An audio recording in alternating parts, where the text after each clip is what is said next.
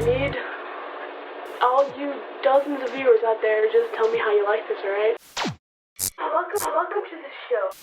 So, if you're like me, and you've been living under a rock for 32 years, you may not know this, but there's an epidemic right now. And no, it's not the one you're thinking of, it's worse. An epidemic so bad that it can't be eradicated by a vaccine or social distancing. Nay, nothing can stop its particles of protein powder from binding to the receptors of our social media platforms and infecting us with its deadly, egotistical, misogynistic, bravado-rific ideals. Ladies and gentlemen, fear the alpha male podcast pandemic. If you give a woman leverage, Finnish chicks are superior to any woman. The more you get pregnant, the more your value declines. The problem is, it's very, very difficult to survive under a matriarch. single moms create murderers, rapists, and school shooters. It's indisputable at this point. Single mothers are not good leaders. Here's the thing though, as somebody who is physically incapable of keeping up with trending topics on YouTube, and I'm usually like 3 weeks late to them, I'm actually not here to give you my opinion on alpha male podcasts, but instead I'm here to remind you that this is not new. I mean, sure, the idea of a bunch of dudes getting together to talk about their virility and show their aggression and insult women in front of a camera might seem new age to you, and to that I say, have you forgotten about Tool Academy?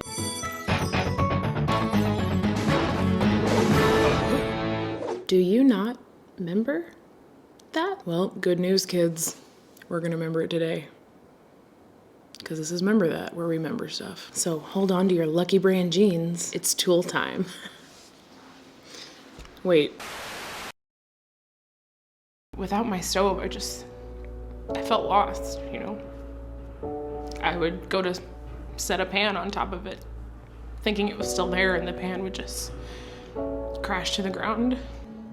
My name is Jamie French, and I have moderate to severe stovelessness. Walking in my kitchen every day, seeing the empty space where the stove used to be, it always it leaves such a gaping hole in my heart, and I just felt lost, you know?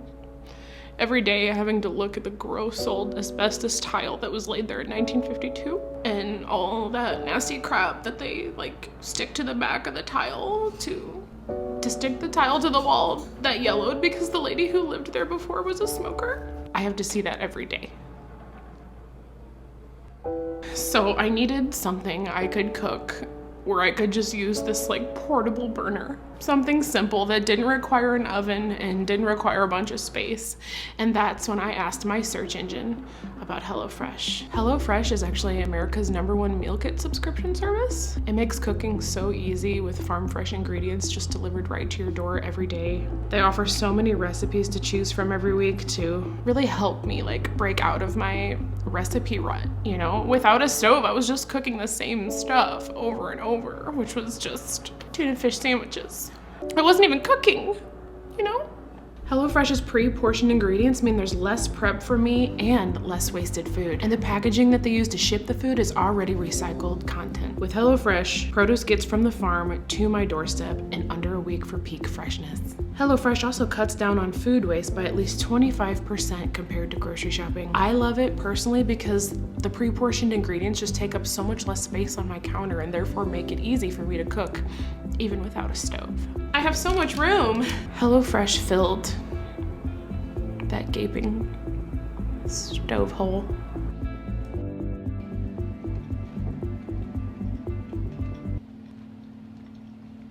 Something different about this.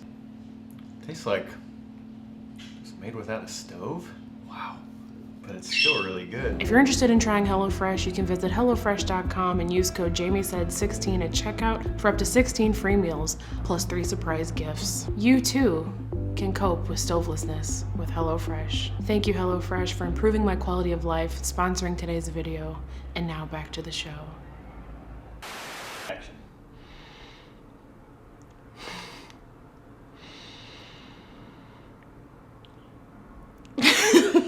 Dang it. My name's Jamie French, and I have moderate to severe. Hey friends, we're back. Tool Academy. Tool Academy. Yes, ma'am. So this was a reality show on VH1 that first aired in January 2009 and is described as a competitive reality show in which 10 obnoxious, loutish men, loutish, not loudish, 10 obnoxious, loutish men, aka tools, are unknowingly nominated by their girlfriends to compete for a $100,000 prize, which they can only win by reforming themselves into responsible, mature partners. So if that's not enough context for you, basically what happens is the tools show up to this reality show thinking that they're there to compete for the title of Mr. Awesome.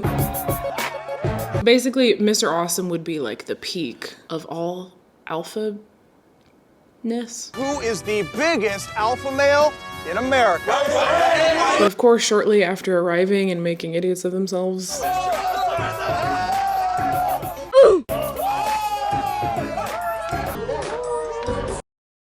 they realize that all their girlfriends are actually there waiting for them and that this is basically boyfriend boot camp. There's been a slight change of plans. Shoot, man, what kind of change? Because I already did my hair like good Charlotte. You are not Mr. Awesome.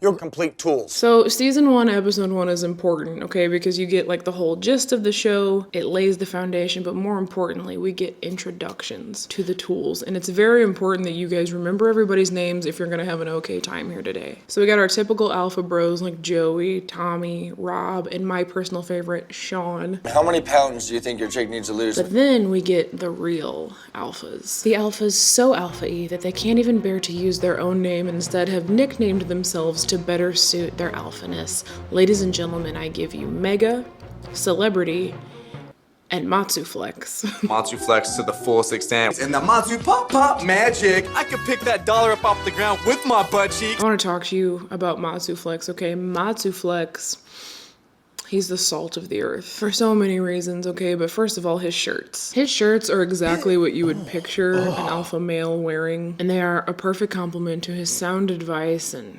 stellar communication skills. Stand up like a man is.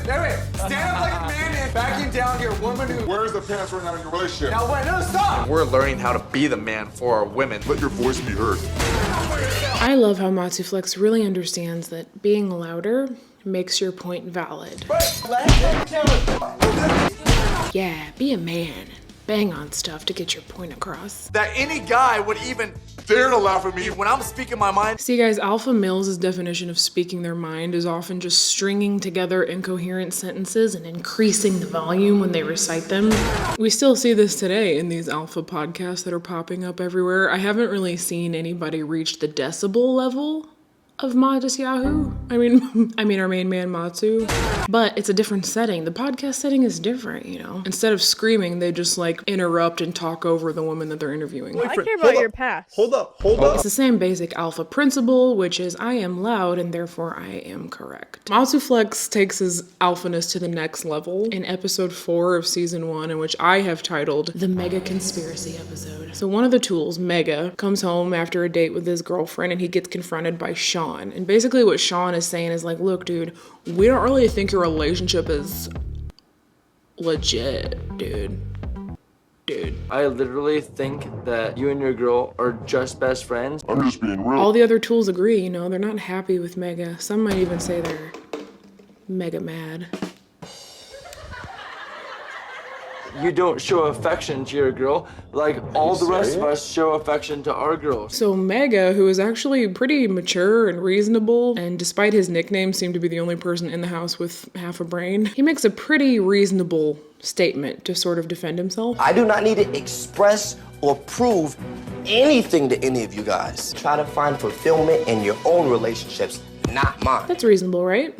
Well, not for Megatron. I mean Matsu Farts. I mean Mindless Flex. I mean Matsu Flex. This apple!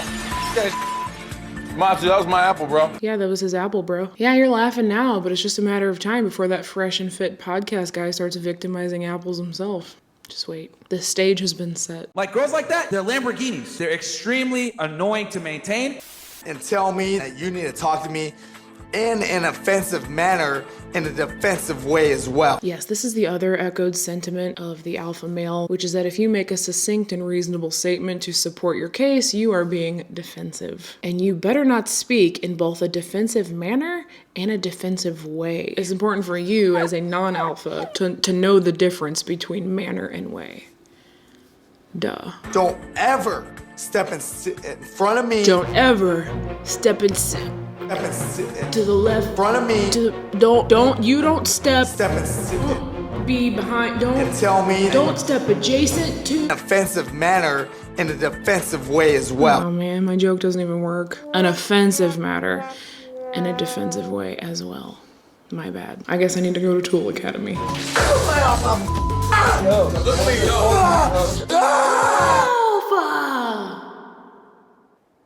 On that note, guys, I need a break. My doctor says I can only ingest about 7 minutes of alpha mailery before I need to like do a colon cleanse. So I will be right back.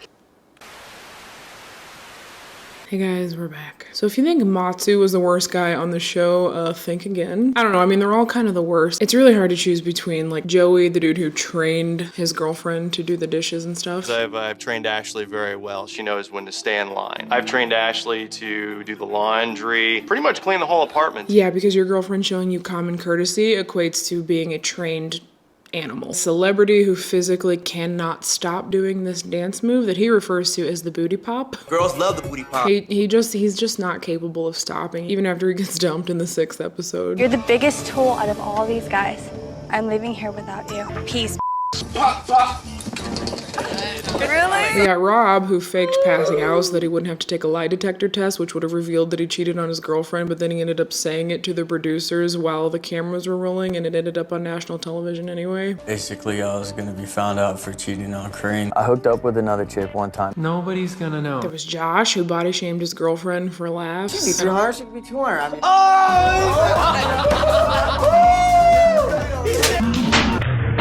And also had a pretty weird obsession with a bowling ball.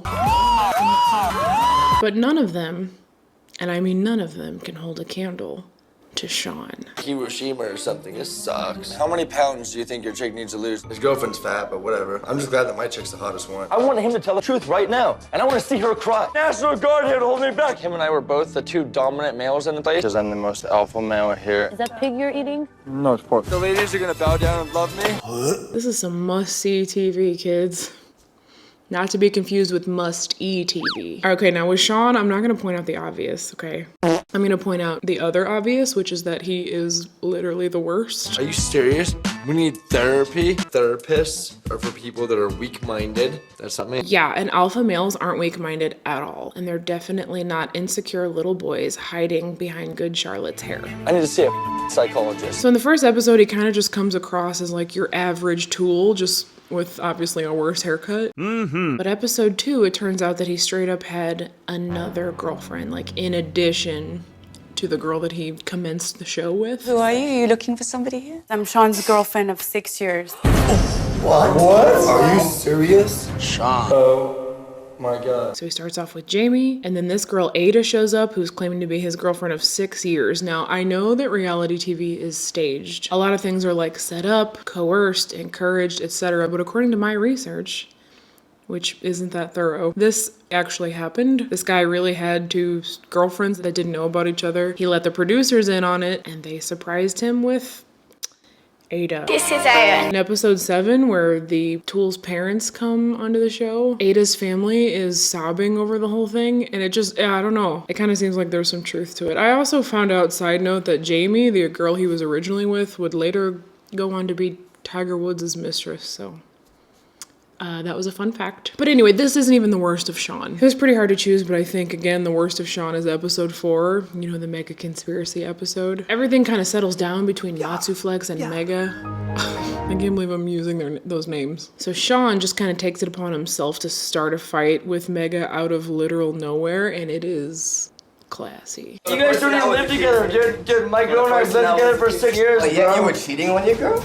Actually, I wasn't. Actually, I wasn't cheating on her, dude. Oh, you weren't cheating? Because I had 2 girlfriends at the same time. I thought I could live a double life with 2 girls. I did have 2, hot girlfriends, dude. At one point, I mean, anyway. Cheers to that, baby. I swapped out my one girlfriend for my other real girlfriend. Having 2 girlfriends is not cheating.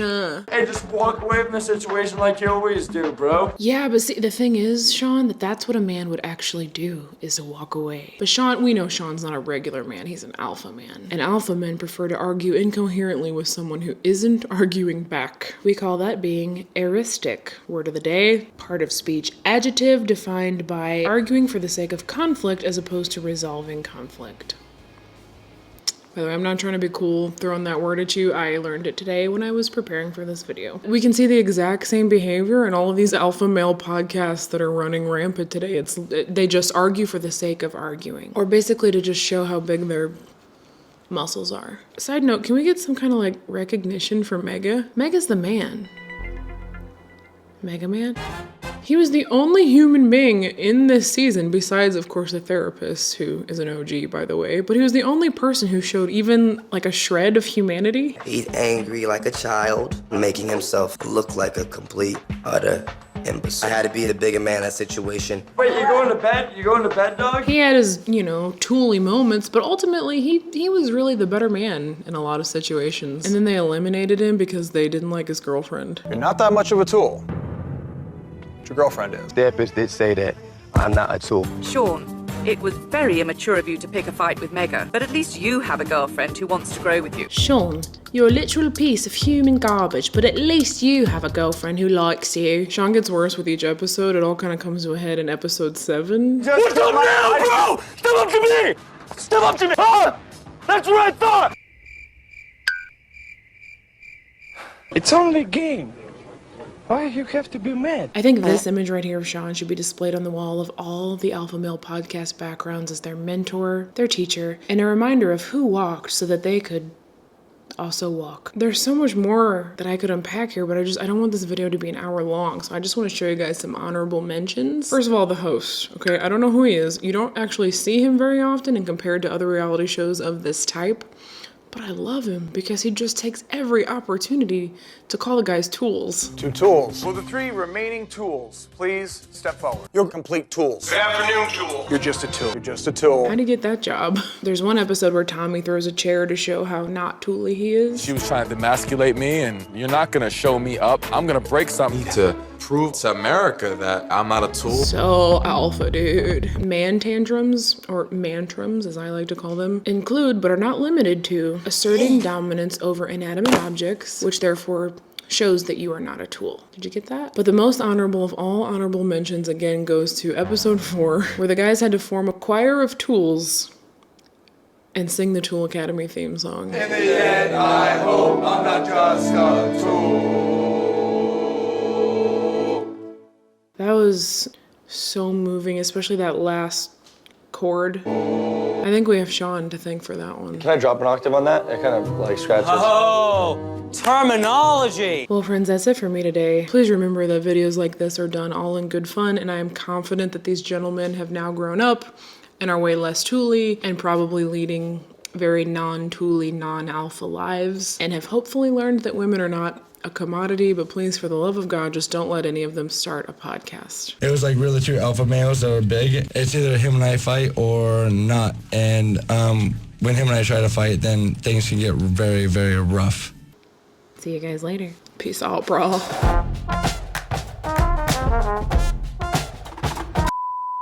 They were homeless for a while, and he was the one that stayed with her. He's the one that took care of you. Don't you dare make me like Sean, you sleazy VH1 reality show from 2009. The therapist has to deal with so much tomfoolery. Not the type of guy that always just is stuck in a relationship. Stuck in a relationship. Don't twist my words a little bit, thanks. No, you said it. I wish he had just been like, "You're dusty, dude," and walked off set. We found out that I was with another girl. Yes, we found out that you had cheated. We, meaning you and everyone else, found out that you cheated. It's a hallmark of the alpha. You just soften the blow of your actions by lumping everybody else together with you. Thank you. And tomorrow, you guys are gonna have the opportunity to take your girlfriends out on a romantic date. So basically you get to do what you could do at home. Your girlfriends will have a choice. To stay with a tool who couldn't make it at the academy, or to move on with their lives. Don't they have that choice anyway? I'm pretty sure they do. Sorry, you're just a tool. Thank you. I know I'm not a tool. Dude, if you're too tooly for Tool Academy, I think you might be a tool. That reminded me of Jeff Foxworthy. And if you get expelled from Tool Academy, you might be a tool. I can't do Jeff Foxworthy. Made me realize what I've been. That was 95% me and 5% you. Honestly, it's better than the podcast I'm seeing on TikTok right now. So, Matsu Flakes. Oh my gosh, you know what I just thought of? Back to school to prove to Dad that I'm not a tool.